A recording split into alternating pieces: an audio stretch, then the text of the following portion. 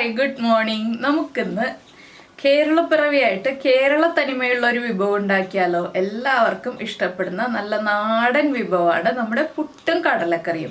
പുട്ടിൻ്റെ റെസിപ്പി ഞാൻ കാണിക്കുന്നില്ല, പക്ഷെ നാടൻ രീതിയിലുള്ള ഒരു കടലക്കറിയുടെ റെസിപ്പിയാണ് നമ്മൾ ഇന്ന് കാണാൻ പോകുന്നത്.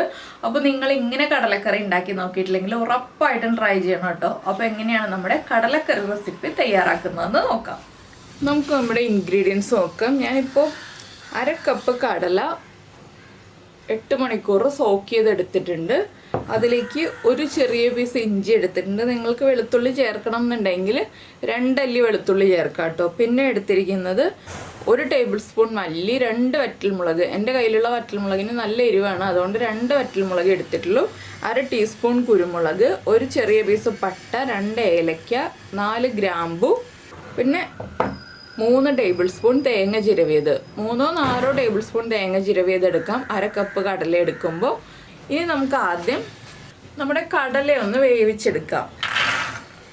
അപ്പോൾ ഞാൻ സവോളയുടെ കാര്യം പറയാൻ വിട്ടുപോയിട്ടോ. ഞാനൊരു വലിയ സവോളയും ഒരു ചെറിയ സവോളയും എടുത്തിട്ടുണ്ട്. നിങ്ങൾ എടുക്കുകയാണെങ്കിൽ 2 മീഡിയം വലിപ്പമുള്ള സവോള, അല്ലെങ്കിൽ ഇതുപോലെ ഒരു വലിയ സവോള, അല്ലെങ്കിൽ ഒരു ചെറിയ സവോള എടുക്കുക. ഞാനിപ്പോൾ ഒരു 1/2 ടീസ്പൂൺ ഉപ്പ് ചേർത്തിട്ടുണ്ട് കടലയിലേക്ക്. ഇനി നമുക്ക് ആവശ്യത്തിന് വെള്ളം ചേർത്ത് നമ്മുടെ കയ്യിലുള്ള കടല നന്നായിട്ട് വേവുന്നത് വരെ വേവിച്ചെടുക്കുക. ഞാനിപ്പോൾ ഒരു 1.25 കപ്പ് വെള്ളം ചേർത്തിട്ടുണ്ട്. ഇനി കടല ഒരു 6 വിസിൽ വരുന്നത് വരെയാണ് വേവിച്ചെടുക്കാൻ പോകുന്നത്. ഈ സമയത്ത് നമുക്ക് ആദ്യം തേങ്ങ വറുത്തെടുക്കാം. ഇപ്പോൾ നമ്മൾ പാനിലേക്ക് തേങ്ങ ഇട്ട് കൊടുത്തിട്ടുണ്ട് വറുക്കാനായിട്ട്. അതുപോലെ തന്നെ നമ്മുടെ സ്പൈസസും മല്ലിയും എല്ലാം ഇട്ട് കൊടുക്കുകയാണ്. ഇതിൻ്റെ കൂടെ തന്നെ നിങ്ങൾ വെളുത്തുള്ളി അരയ്ക്കുന്നുണ്ടെങ്കിൽ 2 അല്ലി വെളുത്തുള്ളി, അതുപോലെ തന്നെ നമ്മുടെ ഇഞ്ചിയൊക്കെ ചെറിയ പീസുകളായിട്ട് കട്ട് ചെയ്തിട്ട് ഇട്ട് കൊടുക്കുക. വെളുത്തുള്ളിയും 1-2 ആക്കിയിട്ട് ഇട്ട് കൊടുക്കുക കേട്ടോ. ഒരു 4-5 ഇതിൽ കറിവേപ്പില ഇത്രയും ചേർത്തിട്ട് കുറച്ച് വെളിച്ചെണ്ണ ഒഴിച്ചിട്ട് വറുക്കുക കേട്ടോ. വെളിച്ചെണ്ണയിൽ തന്നെ തേങ്ങ വറുക്കുക. ഇതുപോലെയുള്ള കറികൾക്കൊക്കെ നമ്മൾ വെളിച്ചെണ്ണ ഒഴിച്ചിട്ട് തന്നെ തേങ്ങ വറുത്തെടുക്കണം. ഇനി തേങ്ങ ഒന്ന് ലൈറ്റ് ബ്രൗൺ ഷെയ്ഡായി വരുന്നത് വരെ വറുത്തെടുക്കുക, ഡാർക്ക് ബ്രൗൺ ആവണ്ട. അപ്പോൾ ഇനി തേങ്ങയുടെ കളർ മാറി വരുന്നത് വരെ നമ്മൾ ഇളക്കി കൊടുത്തുകൊണ്ടിരിക്കുക. ഇതിലേക്ക് ഇപ്പോൾ ഇനി ഒന്നും ചേർക്കാനില്ല. തേങ്ങ കുക്കായി വന്നിട്ട് നമുക്കിനി ഇതിലേക്ക് കാര്യങ്ങളൊക്കെ ആഡ് ചെയ്യാനുള്ളൂ. ഇനി ഈ സമയത്ത് നമുക്ക് നമ്മുടെ സവോള ഒന്ന് കട്ട് ചെയ്ത് വയ്ക്കാം. അപ്പോൾ നമ്മുടെ തേങ്ങയുടെ കളറൊക്കെ ഇതാ മാറി വന്നിട്ടുണ്ട്. ഇതിലേക്ക് നമുക്കിനി ഒരു ഇൻഗ്രീഡിയൻറ്റ് ചേർക്കാനുണ്ട്. നമ്മൾ കടലയിൽ ചേർത്തിട്ടില്ല, അതുകൊണ്ട് തന്നെ നമ്മുടെ തേങ്ങയുടെ കൂടെ 1/2 ടീസ്പൂൺ മഞ്ഞൾപ്പൊടി. മഞ്ഞൾപ്പൊടി ഒന്ന് കുക്കായി വരാൻ ഒരു 1/2 മിനിറ്റ് ഒന്ന് ഇളക്കി കൊടുക്കുക. ഈ സമയത്ത് തന്നെ നമുക്കിനി ഇതിലേക്ക് ഞാൻ നേരത്തെ പറയാൻ വിട്ടുപോയൊരു ഇൻഗ്രീഡിയൻ്റ് ഉണ്ട്. ഇത് ഓപ്ഷണലാണ്, നിങ്ങൾക്ക് താല്പര്യമുണ്ടെങ്കിൽ ചേർക്കാം. ചേർത്താൽ ടേസ്റ്റ് കൂടും. കുറച്ച് ക്യാഷ്നട്ട് 8-10 ക്യാഷ്നട്ട് ചേർത്തിട്ട് നമുക്ക് ഫ്ലെയിം ഓഫ് ചെയ്യാം. ഇനി പാനിൻ്റെ ചൂടിൽ ക്യാഷ്നട്ടും അതുപോലെ തന്നെ മഞ്ഞൾപ്പൊടി കുക്കായിക്കോളും. ഇതുപോലെ ഒന്ന് ഇളക്കി കൊടുക്കുക. ക്യാഷ്നട്ട് ചേർത്തിട്ട് വേണം കേട്ടോ ഫ്ലെയിം ഓഫ് ചെയ്യാനായിട്ട്. ക്യാഷ്നട്ട് ചേർത്ത് ഉടനെ ഫ്ലെയിം ഓഫ് ചെയ്യാം. ഇനി നമുക്ക് നന്നായിട്ട് ഇളക്കി കൊടുത്ത് ചൂട് മാറിയിട്ട് വെള്ളം ചേർത്ത് അരച്ചെടുക്കാം. ആദ്യം ഒന്ന് പൊടിച്ചെടുക്കുക മിക്സിയിൽ, അതിന് ശേഷം വെള്ളം ചേർത്ത് അരച്ചെടുക്കുക. അപ്പോൾ നമ്മൾ വേറൊരു പാൻ വെച്ചു. പാനിലേക്ക് വെളിച്ചെണ്ണ ഒഴിച്ചിട്ടുണ്ട്. അതിലേക്ക് ആദ്യം കടുക് ചേർത്ത് കൊടുക്കാം. ഈ ഒരു പ്രോസസ്സ് ലാസ്റ്റ് ചെയ്താലും മതി. ഞാനിപ്പോൾ എളുപ്പത്തിന് വേണ്ടി ആദ്യം ചെയ്യാം കേട്ടോ. പിന്നെയും കടുക് വറുക്കുക, അങ്ങനെ ഓരോന്നിനും വെളിച്ചെണ്ണ ഒഴിക്കണ്ടല്ലോ എന്ന് വെച്ചിട്ട്.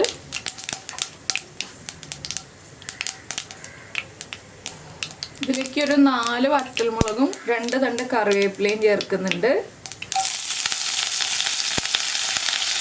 പിന്നെ നമ്മൾ കട്ട് ചെയ്ത് വെച്ച സവോള,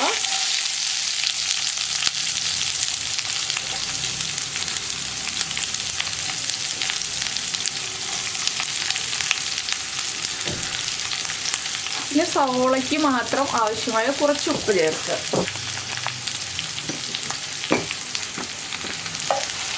ഈ സവോള ഒന്ന് നന്നായിട്ട് വഴറ്റിയെടുക്കുക. ബ്രൗൺ കളറൊന്നും ആവണ്ട. സവോള ഒന്ന് നന്നായിട്ട് ട്രാൻസ്പെറൻ്റ് ആയി വരുന്നത് വരെ നന്നായിട്ടൊന്ന് ഇളക്കി കൊടുക്കുക. ഈ സമയത്ത് നമുക്ക് നമ്മുടെ അരപ്പ് അരച്ചെടുക്കാം. നമ്മൾ വറുത്ത് വെച്ചിരിക്കുന്നത് നമ്മുടെ തേങ്ങയുടെ ചൂടൊക്കെ മാറിയിട്ടുണ്ടാവും. നമുക്ക് എങ്ങനെയാണ് അരയ്ക്കുന്നതെന്ന് നോക്കാം.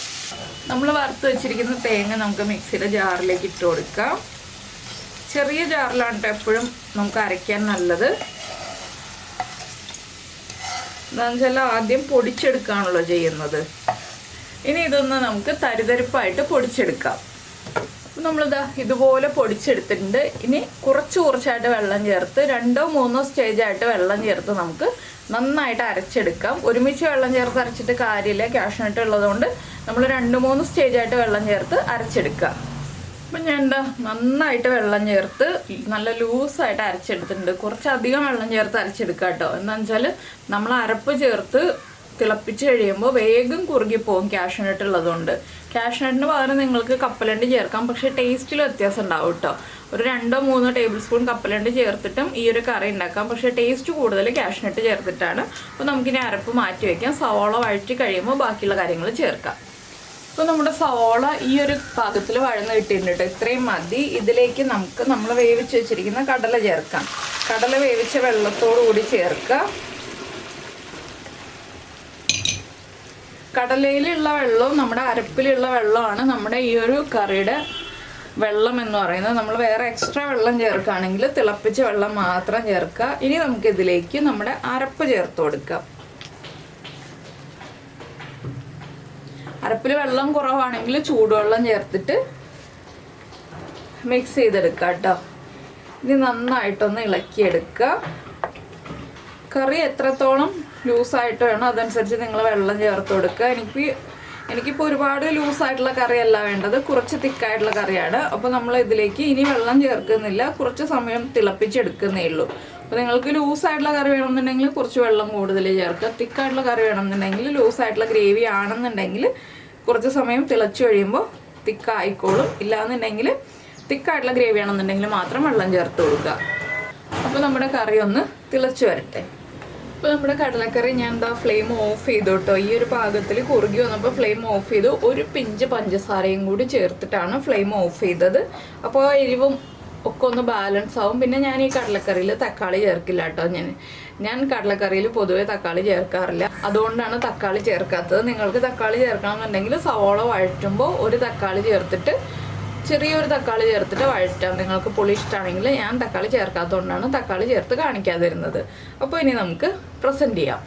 അപ്പോൾ ഇതാ നമ്മുടെ കടലക്കറി ഇത് കണ്ടോ, നല്ല കുറുകിയ ചാറായിട്ട് റെഡി ആയിട്ട് വന്നിട്ടുണ്ട്. നമ്മൾ സാധാരണ വറുത്തരയ്ക്കുന്ന കടലക്കറിയുടെ കളറല്ല. അപ്പോൾ നിങ്ങൾ ഇതുപോലെ കടലക്കറി ഉണ്ടാക്കി നോക്കിയിട്ടില്ലെങ്കിൽ ഉറപ്പായിട്ടും കടലക്കറി ഉണ്ടാക്കി നോക്കൂ. ഞാനിപ്പോൾ പുട്ടിൻ്റെ കൂടെയാണ് കേട്ടോ കടലക്കറി ഉണ്ടാക്കിയിട്ടുള്ളത്. അപ്പോൾ നല്ല ചൂട് പുട്ടും ചൂട് കടലക്കറിയൊക്കെ ആയിട്ട് നമുക്ക് കഴിക്കാം. അപ്പോൾ നിങ്ങൾക്ക് ഈ ഒരു വീഡിയോ ഇഷ്ടമായി കഴിഞ്ഞാൽ ഒന്ന് ലൈക്ക് ചെയ്യാനും അതുപോലെ തന്നെ കമൻറ്റ് ചെയ്യാനും മറന്നുപോയില്ലല്ലോ. അപ്പോൾ എന്തായാലും ഞാൻ ഈ ഒരു പുട്ടും കടലക്കറിയും ഒക്കെ ചേർത്ത് കഴിക്കട്ടെ. പിന്നെ നമ്മുടെ ചാനൽ ആദ്യമായിട്ട് കാണുകയാണെങ്കിൽ നമ്മുടെ വീഡിയോ പ്രസൻറ്റ് ചെയ്യുന്ന രീതിയൊക്കെ ഇഷ്ടമായി എന്നുണ്ടെങ്കിൽ ഒന്ന് സബ്സ്ക്രൈബ് ചെയ്ത് സപ്പോർട്ട് ചെയ്യണേ. നമുക്ക് നമ്മുടെ അടുത്ത റെസിപ്പിയുമായിട്ട് അടുത്ത ദിവസം വീണ്ടും കാണാം.